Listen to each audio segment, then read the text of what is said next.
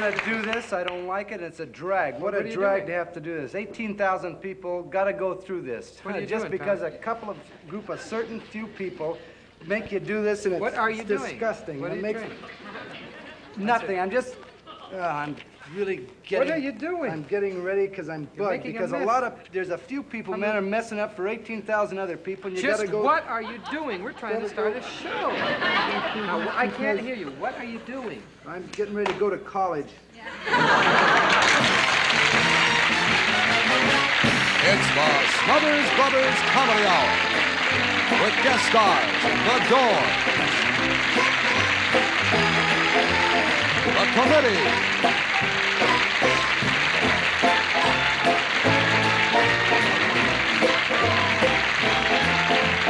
special guest star, George Carlin.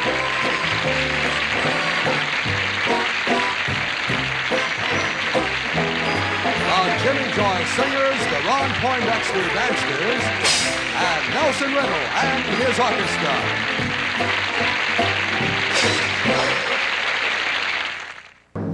From Television City in Hollywood, ladies and gentlemen, the Smothers Brothers.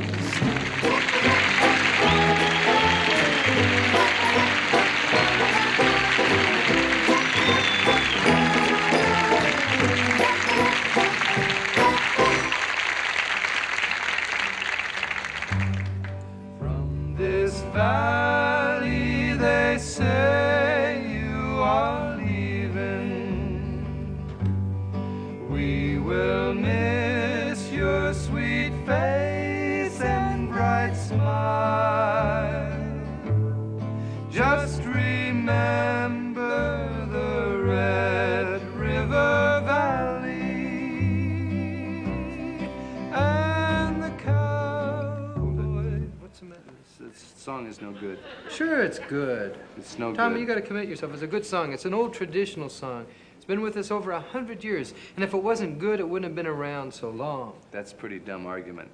It's not a dumb argument. You've been around for a long time, too. But that has nothing to do with it. Some things are like this song, when they've been around, they improve with age. Tommy, like wine and cheese, they improve with age. I don't trust any wine or cheese over 30. The only thing that improves with age is a teeny bopper. And now you stop that. Stop that, Tom. Now, something, you're being ridiculous. We came out here to sing a traditional folk song entitled Red River Valley, Tom, and some things don't change. Red River Valley is one of them. It just doesn't change. You're wrong. You're wrong. Music has changed, too.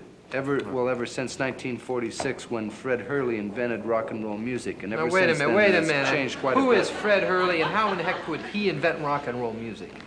Well, Fred Hurley, in June of 1946, early June of 1946, and was working at he invented rock and roll, and he was working at a power company on the night shift in Kansas City. That's very interesting. Go on. Yeah, and every night on his coffee break, Fred would play a regular old folk guitar, regular guitar, and one night, Fred was a really bright guy. But he really got excited one night when he was playing his regular folk guitar, and he got so excited he threw himself into the generator in the middle of a song. Wow. At the power plant, he just threw himself right in the generator. And what happened? A lot of the workers at the power company said, "Oh, what's that new sound?" You know? Others said, "Where's Hurley?"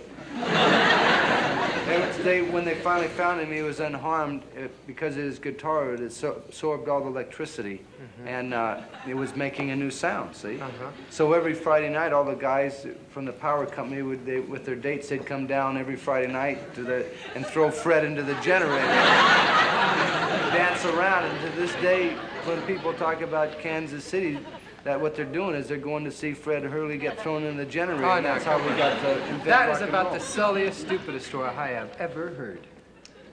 That probably is. It might be, but it does go to prove, Dick, that the music of the day needs electricity. Well, what do you mean exactly by that? Electrical instruments.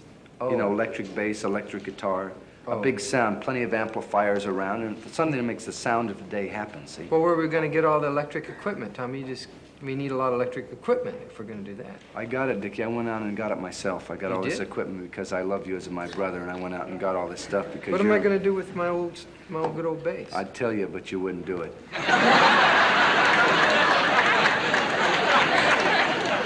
See what happened is I scrimped and saved and delivered papers after the show, and when You're gonna get it.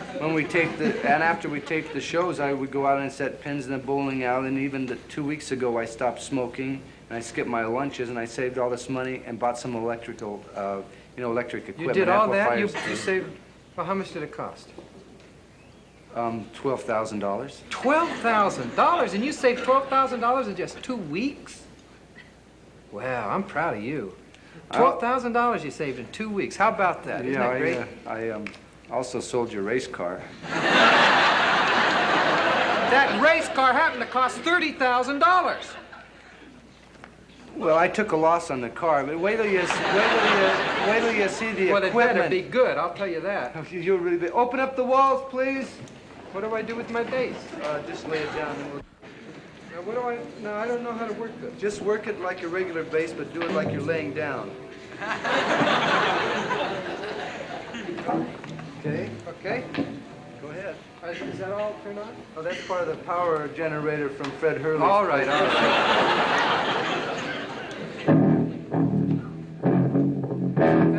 Yeah. Okay. Boy, this is going to be something, America. That's what I hope. You just want me to play it? Yeah. Okay. Go ahead.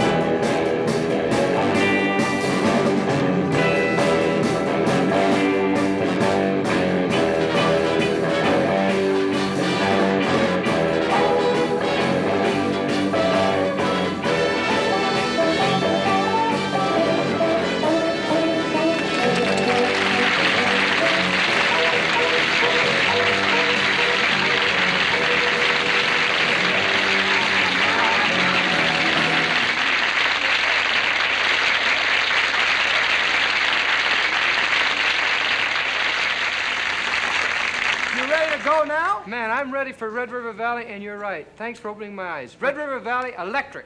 1, 2, 3, 4! Just remember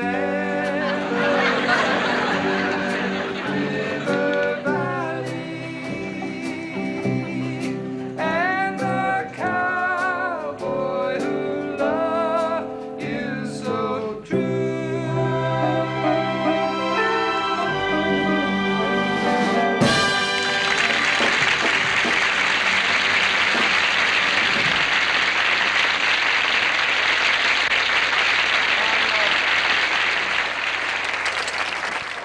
Our next guests have a sound that's a very fine sound. That's right. And more than that, they have the ability to combine that sound with their own poetry. That's right. Ladies and gentlemen, The Doors.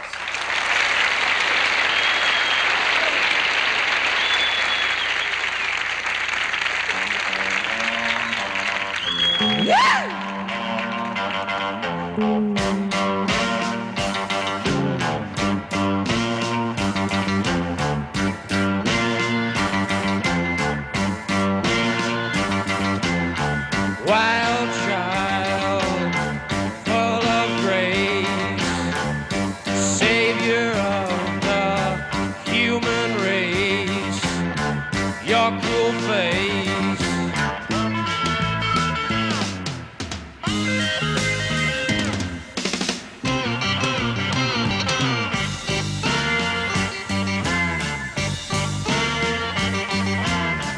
Natural child, terrible child, not your mother's or your father's child, you're our child, screaming wild.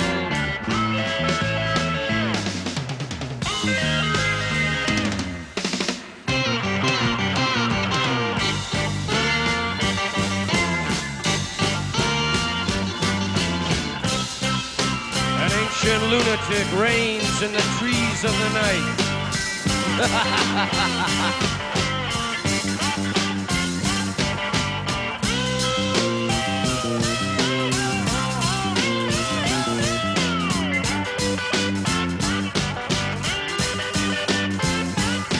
With hunger at her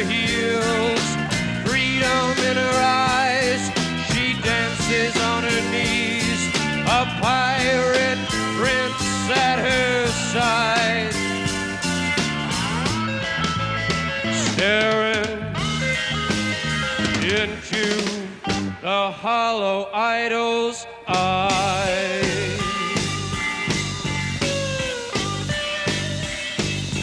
Wild child, full of grace, savior of the human race.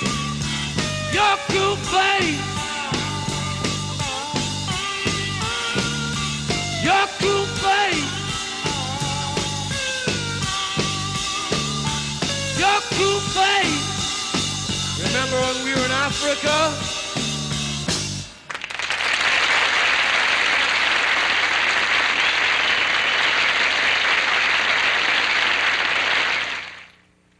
Ladies and gentlemen, our next, not you, Dickie. Ladies and gentlemen, our next guest launched his television career with a comedy routine that has already now become a classic, and it concerns, for your information, it concerns our earliest Americans. I get a chuckle just thinking about it. And since we wanted to devote this portion of the show to looking at a bit of America, we asked him to do it for us tonight. So, ladies and gentlemen, meet George Carlin.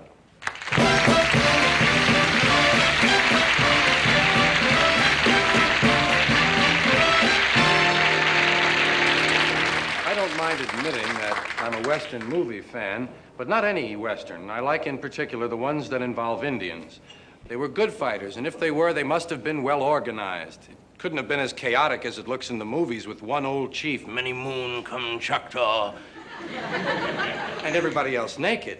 There had to be intermediate authority. There must have been Indian sergeants. No army can make it without those tough, veteran, battle-hardened sergeants, and the Indians were no exception. All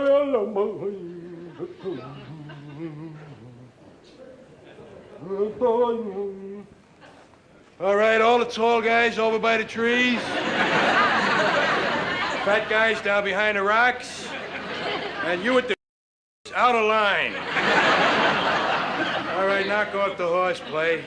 Come on, knock off the horseplay. You guys over there playing with the horse, will you knock it off? All right, now, you've all been given a piece of birch bark and a feather dipped in eagle's blood. We want you to write on the birch bark in the upper right-hand corner. That's the upper right-hand corner. That's your arrow hand. You write your name. Last name first, first name last. If you got a middle initial, please include that, such as Wolf, Howling W. A lot of you have been asking about promotion. You'd like to make brave second class? Get another scar on your arm? Well, I'm happy to say the results of your early tests have come through and you're doing beautifully. Burning settlers' homes, everybody passed. Imitating a coyote, everybody passed. Sneaking quietly through the woods, everybody passed except Limping Ox. However, Limping Ox is being fitted with a pair of corrective moccasins, and he'll be up and dancing in no time at all. Now, there are two other areas on which you will be tested. Running down the hill yelling like a nut, and leaping into the gorge, which is considered to be the tougher of the two. A lot of fellas like to save leaping into the gorge for last. Couple other announcements for you here. There'll be a rain dance Friday night, weather permitting. The fertility rites have been called off due to the recent cold wave. There'll be a massacre tonight at 9 o'clock. We'll meet down by the bonfire, dance around a little, and move out. Now, this is the third straight night we've attacked the fort. However, tonight it will not be as easy. Tonight there will be soldiers in the fort. Happy to say I'll be leading the massacre. I'll be running down front. You'll see me. I'm the one that's on fire. And your uniform of the day, it's a formal massacre. There'll be a dance going on at the fort. You want your Class A summer loincloth? 2 green stripes over the eye, no feather. Arms are blue, legs are red, chest is optional. Yes, prancing antelope. No, you can't put any purple on your eyelids. Ain't you the guy with the beads? Get out of line, would you, please?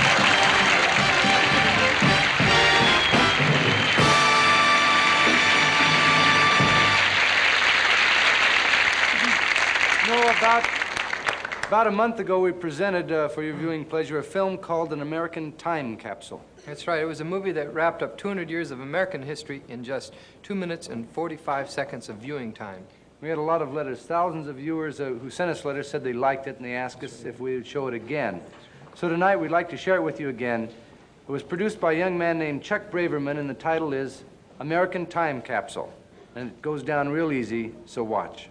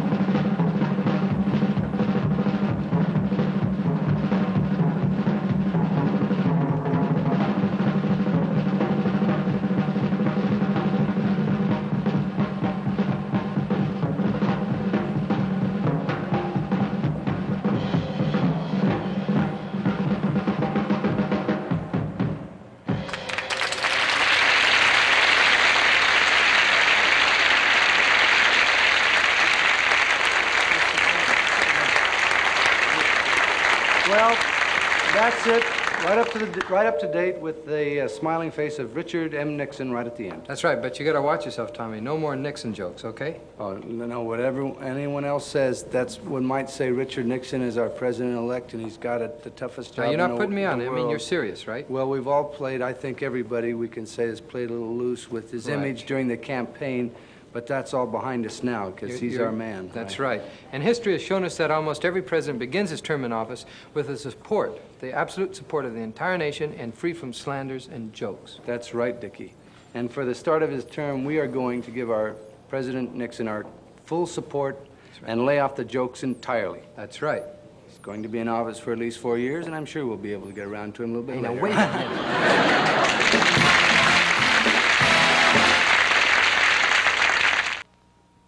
It was just about a month ago that we first had this next group on our show They're bright, fast, and funny, and have their own theaters where? in San Francisco and Chicago. No, Los Angeles. So just seeing if you're listening. Yeah. Ladies and gentlemen, meet the committee. Hey!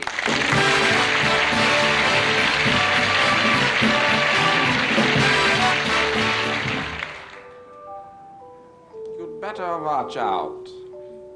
You'd better not cry. You'd better not pout. I'm telling you why. Santa Claus is coming to town. He's making a list. He's checking it twice. He's going to find out who's naughty and nice. Santa Claus is coming to town. He sees you when you are sleeping. He knows when you are awake.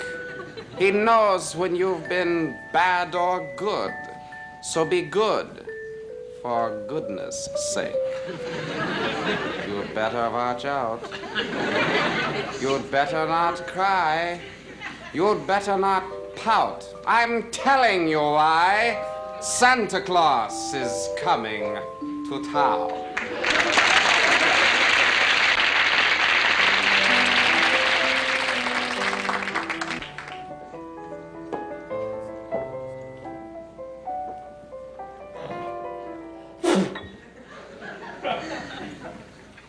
I mean, you spit right on my boot, you know that?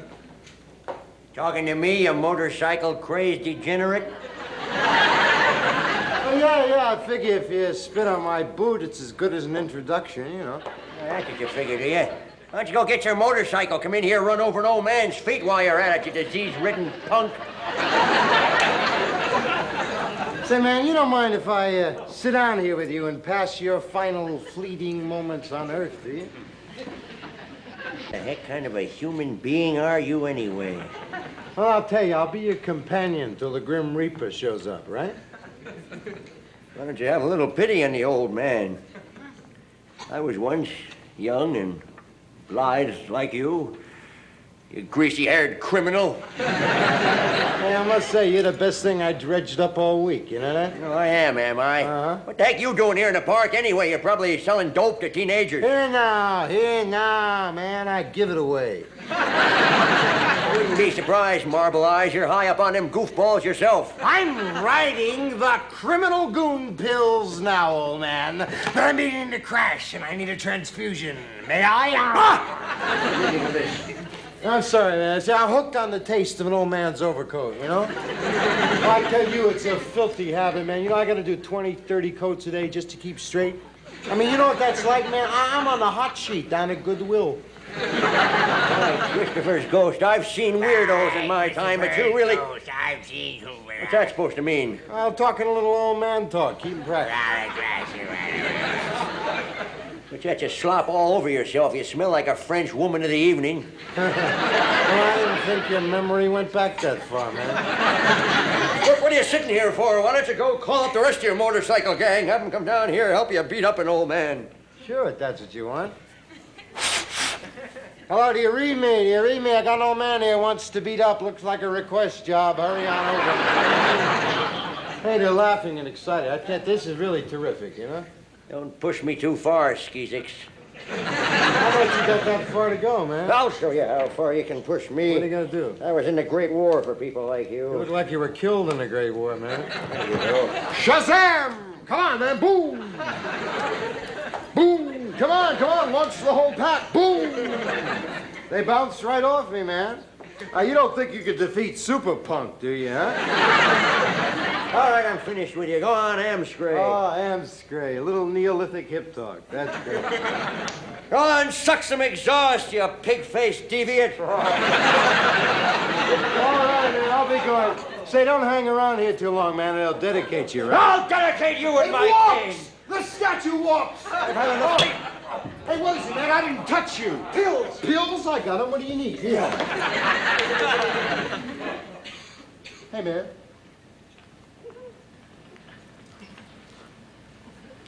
Hey, man.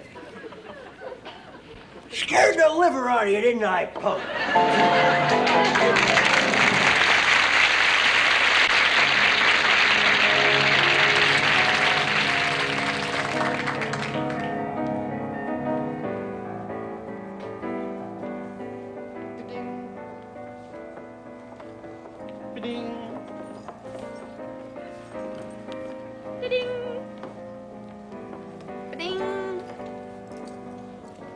Ding. Ding.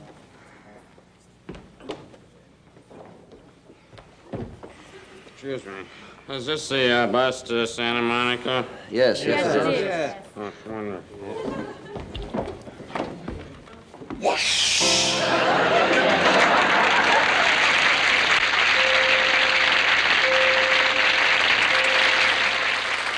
Santa, Mama. There's Santa Claus. Santa! Santa Claus, Oh, this is boy. my little boy. He's dead, I think, Mom. Oh, Santa Claus. Oh, wait a minute. Sit down, sweetheart. It says here, insert 25 cents. Just a minute. There we go. Merry Christmas, everyone! And what is your name, little boy or girl, as the case may be? What's your name? My name. That's a wonderful name! Now tell me, how old are you? Well, last July, I That's wonderful! Congratulations! Now tell Santa, have you been a good little boy and or girl this past year? I set fire in my sister's hair and I hung the neighbor's dog. Keep up the good work! Now tell old Santa, have you gone to the church or Sunday school of your choice this past week? I'm Jewish. Make a habit of that! Merry Hold Christmas! on. Now tell old Santa what you want him to bring you for Christmas this year. Oh, I want an electric train. Electric trains, Oliver 95, 6th floor. And I want a cowboy suit. Cowboy suit.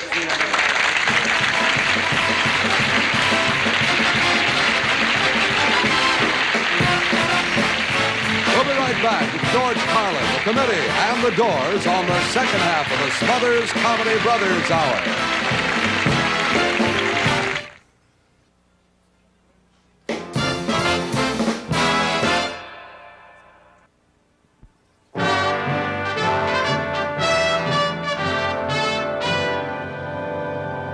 America is composed mainly of minorities, and it's the minorities that make America what it is. So tonight, in order to get to the nitty-gritty of America, we're going to ask certain members of certain minority groups what they think of the way the government is spending their tax dollar.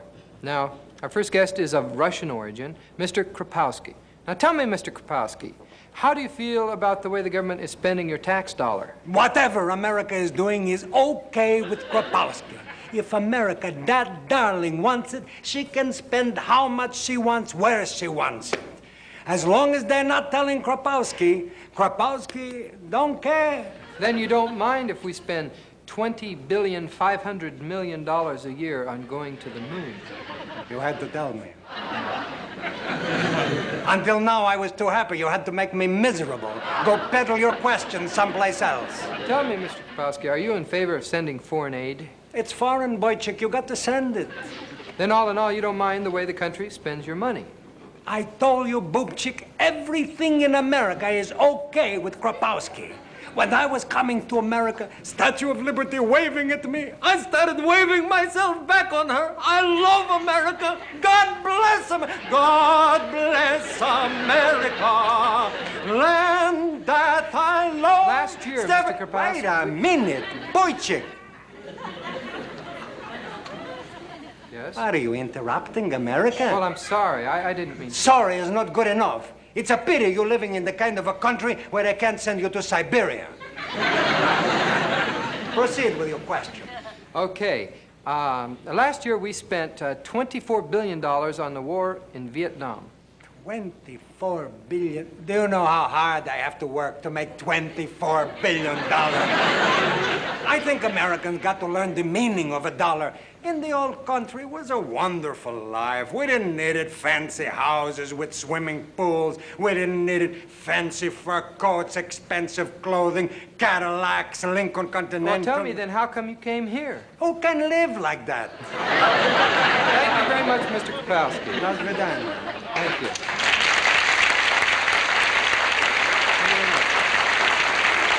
Well, now to move along, our next gentleman is a Mexican-American, Mr. Hernandez. Now, Mr. Hernandez, how do you feel about the way America spends your tax dollar?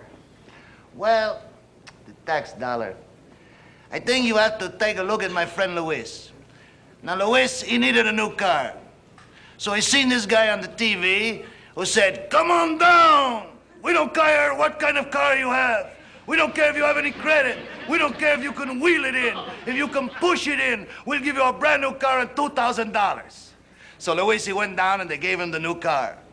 Well, he couldn't make the payments, so they repossessed his house, his furniture, his TV.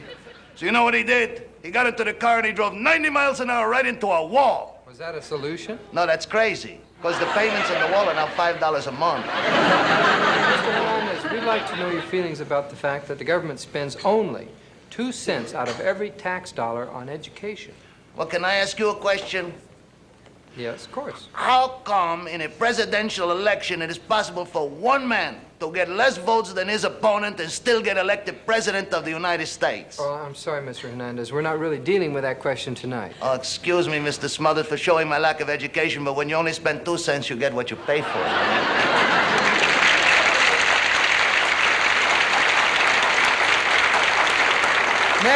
Next, we have a lady from New York, and her name is Mrs. Klein.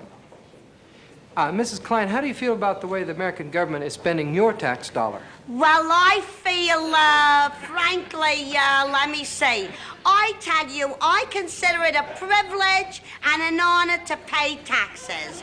And I'll tell you, I feel this way with the taxes that I pay. I feel that the road that I drive on, that's my road. And the lovely park on the corner, it's really my park. And the house I live on is near a sidewalk. That's my sidewalk. Tell me, how long have you lived in your house? The house is not mine. It'll never be mine. Why not? Because I own a sidewalk and a road, and who can afford a house?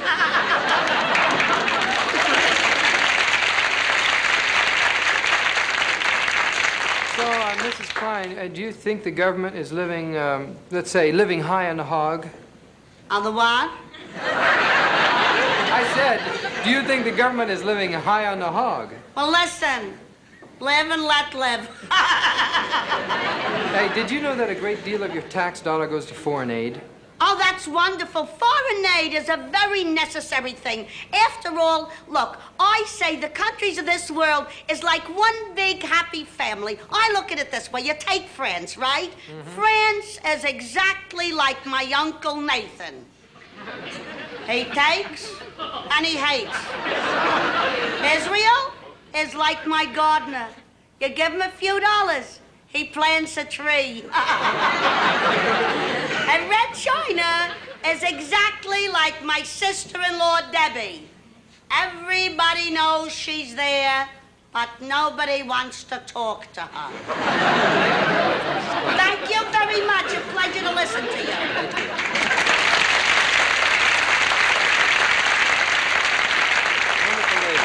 Now, from San Francisco, we'd like to talk to Mr. Harris.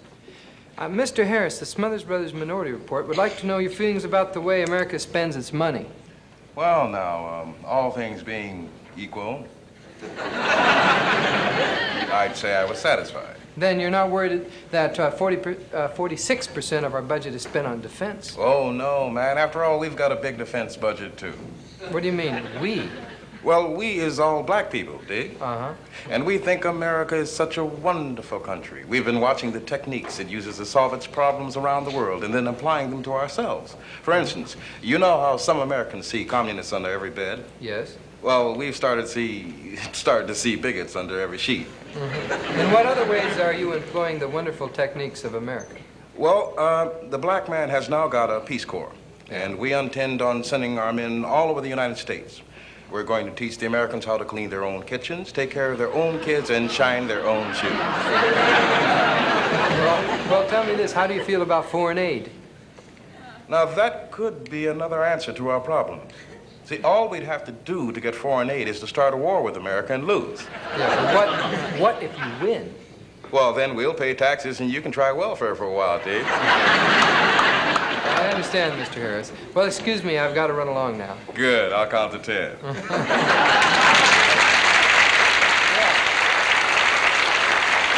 Our last gentleman Our last gentleman hails from Orange County, California, and his name is Mr. Davis. Sir, we're doing a minority report, but, excuse me, but what minority are you a member of? Oh, my goodness, I'm glad you asked that. I'm a white Anglo-Saxon Protestant. Well, tell me, is that a minority? Of course it is. Well, it must be a pretty big one. Well, we wouldn't belong to a minority unless it was big. No, the way I feel, and my lodge brothers agree, this country is composed mainly of minorities. Now, if we all just think of ourselves as minorities and work together, well, we can build one unified majority known as America. That's very nice. Want to hear a Jew joke? No. This gets big laughs from a Jewish friend. Yeah, I bet. Tell me, Mr. Later. Yeah, Mr. Davis, much later. Now, how do you feel about foreign aid? I'm all for it. All for it if it's on a business-like basis. Well, I think our government should be run like a business. Get something for your money. Protect your investment. For example, now, we poured an awful lot of money into France. Now, I don't propose that we should run France or interfere in her affairs in any way. Well, then what should we do? Well, what did we do with London Bridge, huh? Queen Mary? You mean? That's right. Ship it. Ship it? F.O.B. Detroit. Ship it. It'll really beautify that city. Well, tell me, what about the spending here at home? Spending here at home. Ow, now that's a real sore point with me. We're dumping too much money into these so-called ghetto areas. There shouldn't be any ghettos. Why, let them move into my neighborhood. Last week, a Jewish fella moved in right across the way. And they say a Negro family bought the house right next door, and they're welcome. Very good attitude, sir. Excuse me, I have to move along now. And I'll be moving right with you.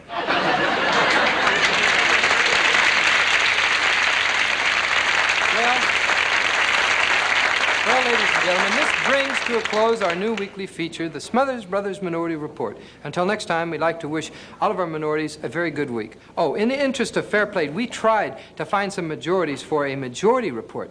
But the funny thing is that this country just doesn't seem to have any.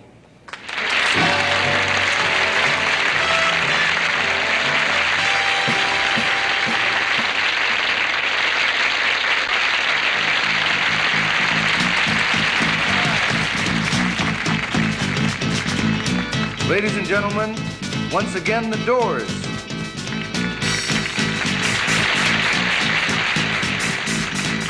Come on, come on, come on, come on, now touch me, babe. Can't you see that I am not afraid? What was that promise that you made?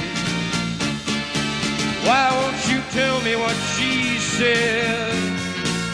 What was that promise that you made?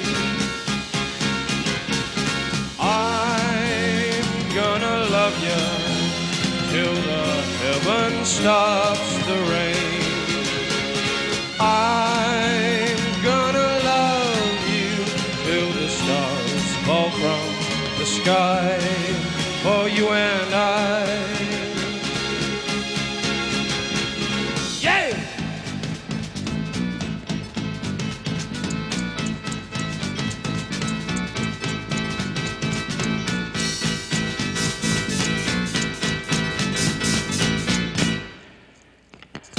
Touch me, babe. Can't you see that I am not afraid? What was that promise that you made? Why won't you tell me what she said? What was that promise that you made? I'm gonna love you till the heaven stops the rain. I'm gonna love you till the stars fall from the sky for you and I. I'm gonna love you till the heaven stops the rain. I'm gonna love you till the stars fall from the sky for you and I.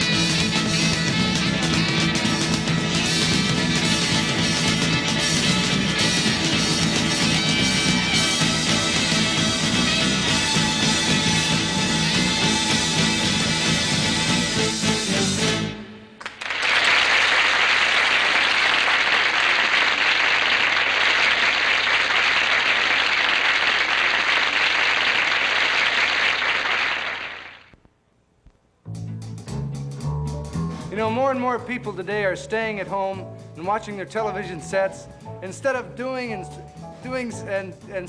something informative and constructive like reading the newspaper. My mouth is weird. Newspapers all across the country are closing because they haven't any readership. That's right. And if it wasn't for the newspapers, we'd never get all the details, and we'd miss those real super-duper small human interest items that never make the television news. So tonight, we're going to back into the world of print and show you what you've been missing. That's right. Ladies and gentlemen, the Smothers Brothers Comedy Hour Daily News. Newspapers used to be such fun, brought the news to everyone. How do we know we read it in the Daily News? Now television's stealing all their thunder. Newspaper companies are going under. How do we know we read it in the Daily News? Daily News. Daily News. Pick up a copy anytime you choose. And little pennies in the newsboy's hand, and you ride along. You never land. Never land. Now here's a front. Oh, there it is. Now here's a front page headline. Geologists predict California earthquake. All right, state your business at the desk, please. Yeah, listen, I was just driving over Route 85 up on Eagle Summit, and when I got to the California border, California was gone. Disappeared. It just dropped into the ocean. What else? Well, you don't understand. There's been an earthquake or something. It's all ocean. There's no more California. What? Listen, officer, California's gone. There's 15 million people missing. Okay, what are their names?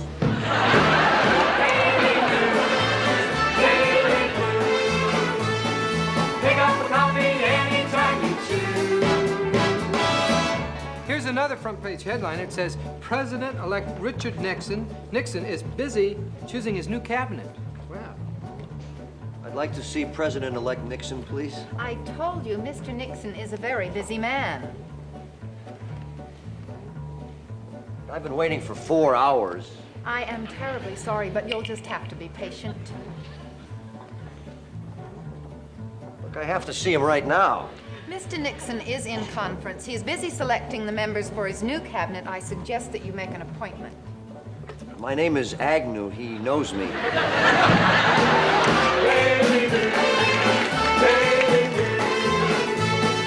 Pick up the coffee anytime you choose. Headline, Harvey Fisher motel owner claims to have talked to creatures from outer space. Now tell me, Mr. Fisher, tell me exactly what happened. Well, last night I was watching TV and I heard this loud whistling noise. Whistling noise. Like, woo! And all of a sudden a ladder come down out of a big dish and people walked right out of it and they came over here to my desk. Oh, what'd they look like? Well, their heads was where our stomach is, and they had long, straight legs that didn't bend and gigantic feet. Well, did you call the police or notify anyone? Well, not right away. First thing I registered them, and then I got kind of mad and I did call the police. Oh, what made you mad to call the police? Well, they signed in as Mr. and Mrs. Gvork, and I know they weren't married. Well, how'd you know that? Well, the lady had a big finger right here, and there's no ring on it. Daily News, Daily Blues. Pick up a copy anytime you choose. Here are some things from the sports section. Headline, American Dan Sweatlock tries to break world hammer throw today. Dan Sweatlock, I understand you have the world's record in the hammer throw. Now, what is the distance of this throw? Well, 3 weeks ago, I threw it 734 meters. It was a world record and beat my old record by 300 meters. 300 meters? That's fantastic. That's right, it was. Well, what do you attribute this amazing success to? Well, total concentration and understanding of the hammer throw. Uh-huh. And also a unique form which I developed myself. Well, what is this form? Well, it's a special form. I'll show you today, and I'll back up because I'm only going to do it once. Nobody's ever done this before? No, it's my form. I'll do it. You think you could beat your last record? Yeah, I think so. Okay.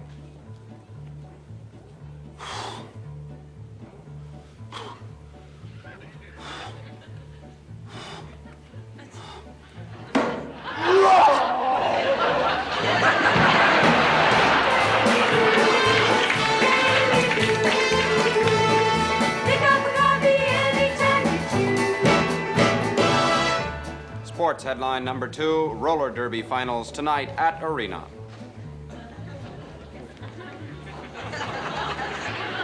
I'm skating alongside of terrible Tuffy Bullock, the world's most famous woman roller derby skating champion. I'm going to ask you a few questions. Tuffy, what do you think about tonight's race? I think we'll win. The girls and I are really looking forward to it. Uh-huh. And you looking forward to your tackling with Shirley Brunt tonight? Yes, I'm especially excited about Big Shirley. Good. Thanks an awful lot for your time. Yeah, thank you. Now get off the track.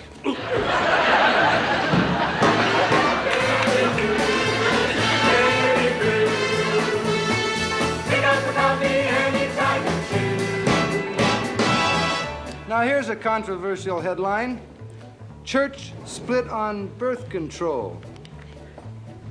Father, I realize you're a very liberal priest. In fact, I understand you've just gotten married. Yes. But how do you feel about the Pope and birth control? Oh, I may be married, but I'd never go against the Pope as far as birth control is concerned. Never. Uh-huh, never. But suppose you found your wife taking the pill. Well, I think I'd have to file for divorce. Daily news, daily blues. Pick up a copy anytime you choose. This one's from the bridge section, and the headline is, Man Injured in Watts Bridge Tournament. I'll pass. One down. 2 clubs. 3 spade.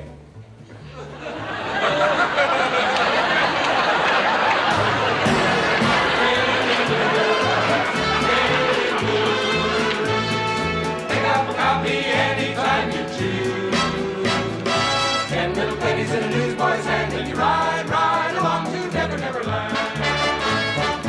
Poverty program, income tax, newspaper sure distort the facts.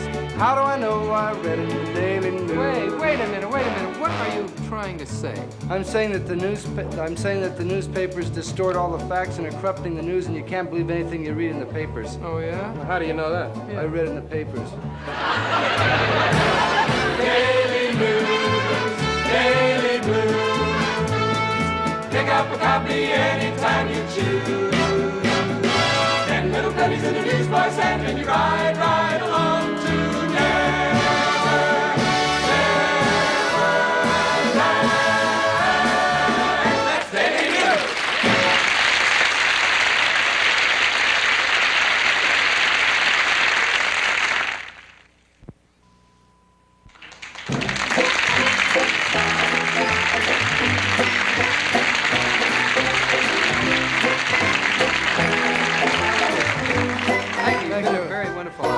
We'd like to thank our guests this week, George Carlin, the committee, and the Doors, and a special thanks to the people in the Minority Report, Michael Constantine, Betty Walker, Mel Stewart, and Kenneth Mars, and we want to thank them. Let's give them a hand.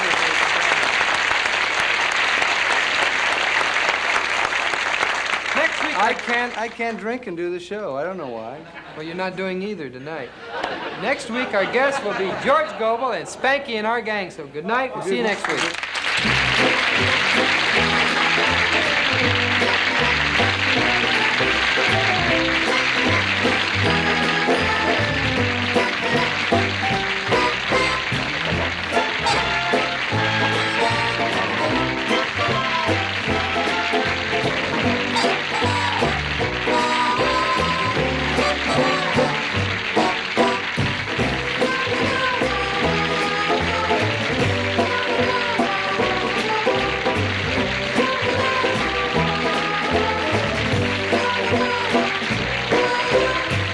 Committee material by the committee.